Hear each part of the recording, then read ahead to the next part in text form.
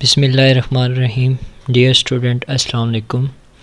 Today we study second lecture, which is from liquids and solid, and today we solve exercise from question from liquids. This topic include question number 4, 5 and 6, which are on page number 113 on your textbook. Let's start first question.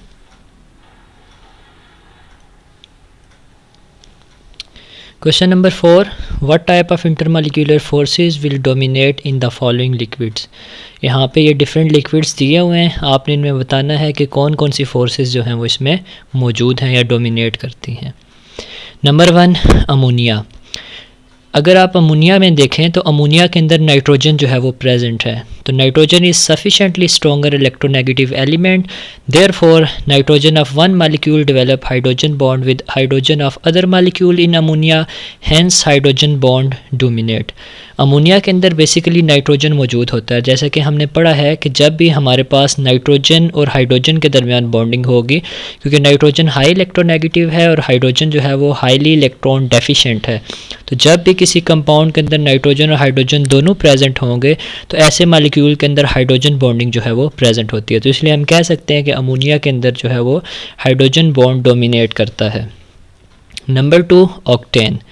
Octane basically क्योंकि organic compound है और आपने जैसे कि पहले भी पढ़ा हुआ है कि ऑर्गेनिक कंपाउंड जितने भी होते हैं वो सारे के सारे मोस्टली नॉन पोलर होते हैं. तो अगर आप ऑक्टेन में देखें तो octane is a non polar molecule. It will not have dipole dipole interaction और hydrogen bonding. It has weak London dispersion forces. जो हमने पढ़ा था कि पोलर मालिक्यूल के अंदर हाइड्रोजन बॉन्डिंग या फिर डायपोल डायपोल इंट्रैक्शंस होती हैं, जबकि नॉन पोलर मालिक्यूल के अंदर लंदन डिस्पर्जन फोर्सेज प्रेजेंट होती हैं. Next number 3, argon. Argon basically noble gas है और जितनी भी नोबल गैसेस होती हैं ये भी नॉन पोलर होती हैं. तो argon is a noble gas and is non polar. It will have London dispersion forces. तो ये भी नॉन पोलर है तो इसमें भी लंदन डिस्पर्जन फोर्सेस होती हैं. नंबर 4, प्रोपानॉन, जिसको हम एसीटोन भी बोलते हैं. तो it has a polar carbonyl group. ये जो बेसिकली एसीटोन है ये कीटोन फैमिली से होता है और इसके अंदर जो है वो कार्बोनाइल ग्रुप मौजूद होता है जो पोलर होता है, क्योंकि कार्बोनाइल के अंदर कार्बन डबल बॉन्ड ऑक्सीजन होता है और हमें पता है कि ऑक्सीजन की इलेक्ट्रोनेगेटिविटी ज़्यादा है, जिसकी वजह से ये जो ग्रुप होता है ये पोलर हो जाता है. तो due to this group propanone has dipole dipole interaction. क्योंकि यहाँ पे कार्बन ऑक्सीजन की बॉन्डिंग है तो इस वजह से पोलर मालिक्यूल के अंदर डायपोल डायपोल इंट्रैक्शन होंगी. हम इसमें हाइड्रोजन बॉन्डिंग इसलिए नहीं कहते क्योंकि हमने लास्ट टाइम पढ़ा था कि हाइड्रोजन बॉन्डिंग सिर्फ उन मालिक्यूल में होती है जिसमें हाईली इलेक्ट्रोनेगेटिव, जैसे कि नाइट्रोजन, ऑक्सीजन और फ्लोरीन, इनका इंट्रैक्शन होता है विद हाइड्रोजन. Number 5, methanol. जैसे कि मेथनॉल का फार्मूला है CH3OH. तो in methanol strong electronegative atom oxygen is present. Thus oxygen atom of one molecule form hydrogen bond with hydrogen of other molecule.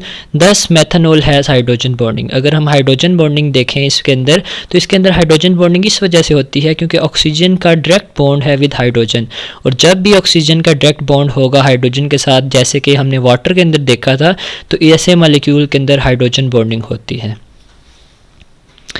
इसी question का question number 4 का B part है कि propanone, propanol and butane have very similar relative molecular masses. अगर हम इन तीन molecule की बात करें, प्रोपानॉन, प्रोपानॉल और ब्यूटेन, इनके जो मॉलिक्यूलर मैसेज होते हैं वो सेम होते हैं. List them in the expected order of increasing boiling point. Explain your answer.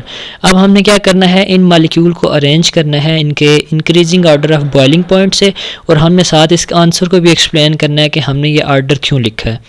तो हमने ये बात की थी कि जब भी हम बॉइलिंग पॉइंट की बात करते हैं तो बॉइलिंग पॉइंट में हम देखते हैं कि उनके दरमियान कौन सी इंटरमालिक्यूलर फोर्सेज प्रेजेंट हैं, क्योंकि जितनी इंटरमालिक्यूलर फोर्सेज स्ट्रॉन्ग होंगी उतनी उसका बॉइलिंग पॉइंट जो होगा वो हाई होगा. तो the boiling point will be in the following order. सबसे ज़्यादा बॉइलिंग पॉइंट होता है प्रोपानॉल का, फिर प्रोपानॉन का, फिर ब्यूटेन का. प्रोपानॉल का बॉइलिंग पॉइंट होता है 97, प्रोपानॉन को होता है 56, जबकि ब्यूटेन का होता है 0 डिग्री. अब इसके रीज़न क्या है? Propanol has hydrogen bonding, propanone has dipole dipole interaction, butane has weak London dispersion forces. और जैसा कि हमने क्लास में पढ़ा था कि हाइड्रोजन बॉन्डिंग सबसे स्ट्रॉन्ग बॉन्डिंग है as compare to dipole dipole interaction which is more stronger than London dispersion forces. तो जितनी इंटरमॉलिक्यूलर फोर्सेस स्ट्रॉन्ग होंगी उतना बॉइलिंग पॉइंट स्ट्रॉन्ग होगा। तो since hydrogen bonding is stronger than dipole dipole interaction which is turn is stronger than London forces. तो इसका मतलब है कि सबसे ज़्यादा बॉइलिंग पॉइंट प्रोपानोल का होगा, फिर प्रोपानोन का और फिर ब्यूटेन का। Next question number 5, explain the following with reason. अब ये डिफरेंट स्टेटमेंट हैं, हमने इनको रीज़न के साथ एक्सप्लेन करना है। Number 1, in the hydrogen bonded structure of HF which is the stronger bond, the shorter covalent bond और the longer hydrogen bond between different molecule. अब अगर हम इन दो बॉन्ड्स की बात करें, एक कवलेंट बॉन्ड है और दूसरा हाइड्रोजन बॉन्ड, तो जब हमने इंटरमॉलिक्यूलर फोर्सेस पढ़ी थी तो मैंने आपको बताया था कि फोर्सेस दो तरह की होती हैं, इंटरमॉलिक्यूलर फोर्सेस और इंट्रामॉलिक्यूलर फोर्सेस। इंटरमॉलिक्यूलर फोर्सेस वो फोर्सेस होती हैं जो बिटवीन द मॉलिक्यूल होती हैं, जबकि इंट्रामॉलिक्यूलर फोर्सेस वो फोर्सेस होती हैं जो विद इन द मॉलिक्यूल होती हैं, एक ही मॉलिक्यूल के अंदर होती हैं। तो intramolecular forces are more stronger than intermolecular forces. तो जनरली शार्टर बॉन्ड और द स्ट्रॉन्गर बॉन्ड, जितना बॉन्ड छोटा होगा उतना ही स्ट्रॉन्ग होगा। Further in HF short covalent bond is formed while hydrogen bond is a electrostatic interaction between different molecules, hence covalent bond is stronger than longer hydrogen bond। तो जितना bond छोटा होगा उतना वो स्ट्रॉन्ग होगा, और जितना बॉन्ड बड़ा होगा यानी मीन मॉलिक्यूल के दरमियान है अगर, तो उसके दरमियान बॉन्ड डिस्टेंस ज़्यादा है, तो जितना बॉन्ड डिस्टेंस ज़्यादा होगा उतना वो बॉन्ड वीक होगा। तो हम कहते हैं कि कवलेंट बॉन्ड ज़्यादा स्ट्रॉन्ग है as compare to hydrogen bond. Number 2, in a very cold winter the fish in garden ponds owe their life to hydrogen bonding. यानी आपने देखा होगा कि सर्दियों के अंदर भी ये जो फ़िश होती हैं जो आपने रखी हैं गार्डन के अंदर या पॉन्ड्स के अंदर, वो जो होती हैं ये बेसिकली सर्वाइव करती हैं। ठीक है, तो ये किस वजह से होती हैं कि in cold winter when temperature fall below 4 degree cold water being lighter come to the surface. सर्दियों में जब टेम्परेचर 4 डिग्री से कम जाता है तो पानी ठंडा होने की वजह से वो जो कोल्ड वाटर होता है वो सरफेस पे आ जाता है। When temperature is further decrease, जब टेम्परेचर इससे मज़ीद कम होता है, cold water freeze to ice, तो वो जो सरफेस के ऊपर वाटर होता है वो आइस में कन्वर्ट हो जाता है।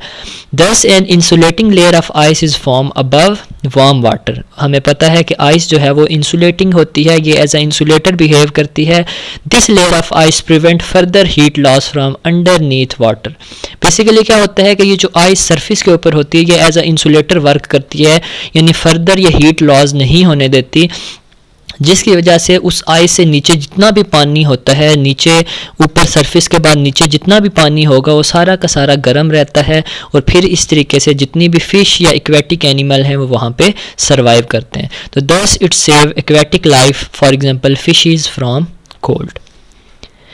Number 3, water and ethanol can mix easily and in all proportion. आपने देखा होगा वाटर और एथेनॉल को अगर आप मिक्स करें तो ये दोनों मिक्स हो जाते हैं। इसकी क्या रीज़न है?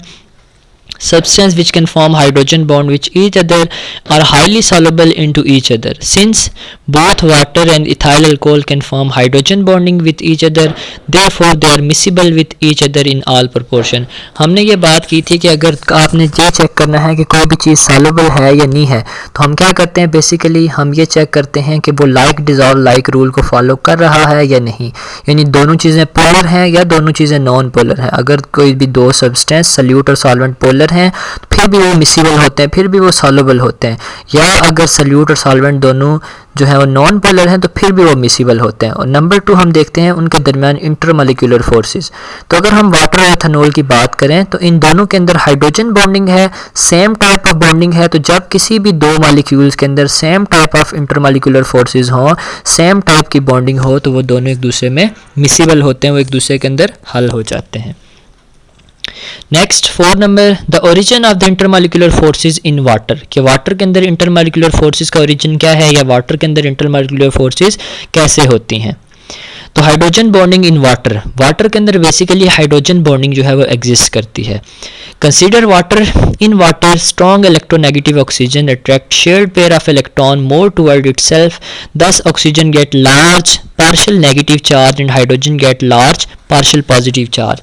वाटर के केस में क्या होता है कि ऑक्सीजन की इलेक्ट्रोनेगेटिविटी ज़्यादा होने की वजह से ये बॉन्डेड इलेक्ट्रॉन को अपनी तरफ खींचते हैं। हमने इलेक्ट्रोनेगेटिविटी की डेफिनेशन देखी थी कि इलेक्ट्रोनेगेटिविटी को हम डिफाइन करते हैं कि the ability of an element to attract shared pair. जब दो एलिमेंट आपस में बॉन्डिंग करते हैं तो उनके दरमियान वो जो शेयर्ड इलेक्ट्रॉन है, जो एलिमेंट उन इलेक्ट्रॉन को अट्रैक्ट करता है, हम कहते हैं उसकी इलेक्ट्रोनेगेटिविटी ज़्यादा है।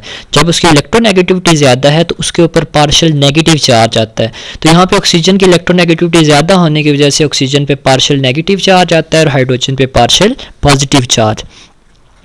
Thus dipole-dipole interaction में भी डेवलप अमंग वाटर मॉलिक्यूल। तो हम कह सकते हैं क्योंकि ये पोलर है तो इसमें डाइपोल-डाइपोल इंटरेक्शन हो सकती हैं। But however forces of attraction among water molecule are stronger than simple dipole-dipole interaction।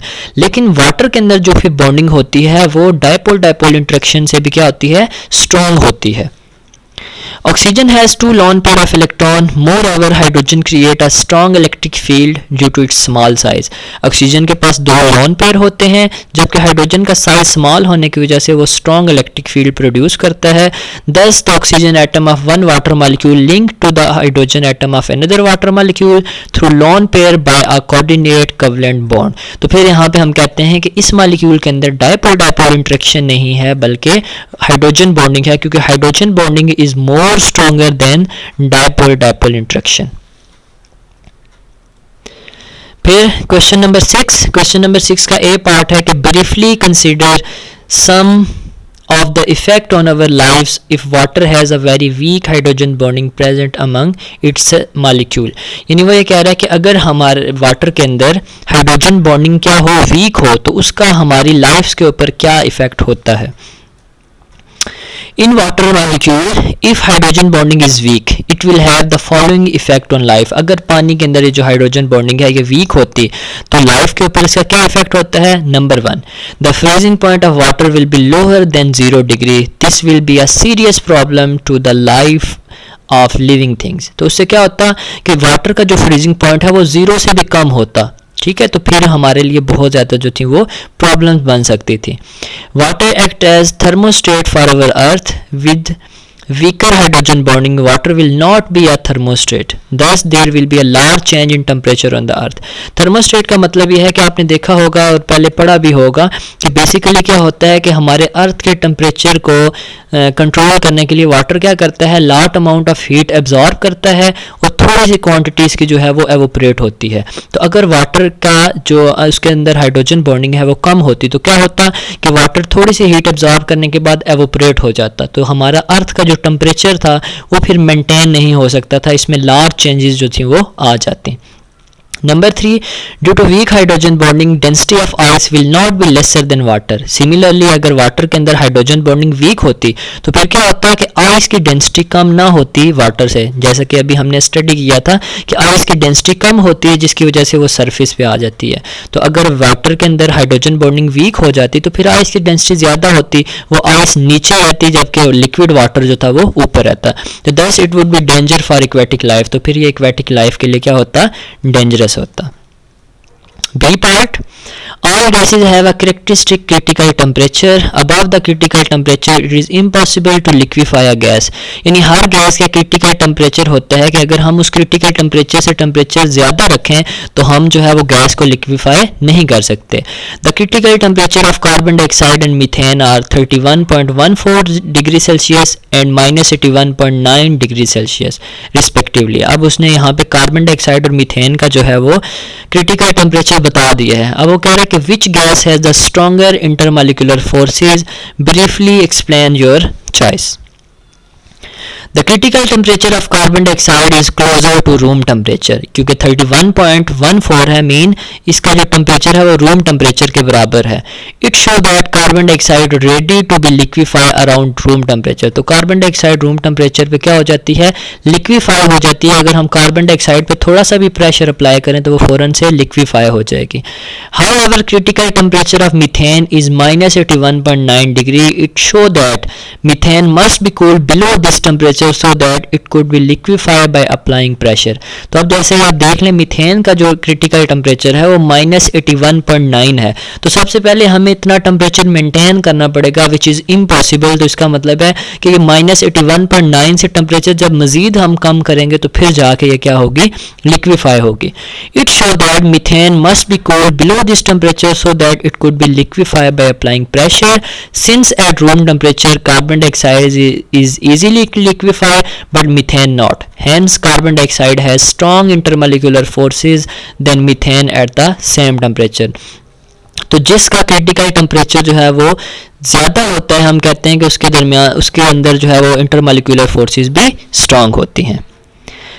At the end, as a homework, write all question include this in this lecture। ये जो हमने question number 4, 5 और 6 यहाँ पे पढ़े हैं, आपने इन्हीं क्वेश्चन को रिटर्न फॉर्म में जो है वो सबमिट करवाना है।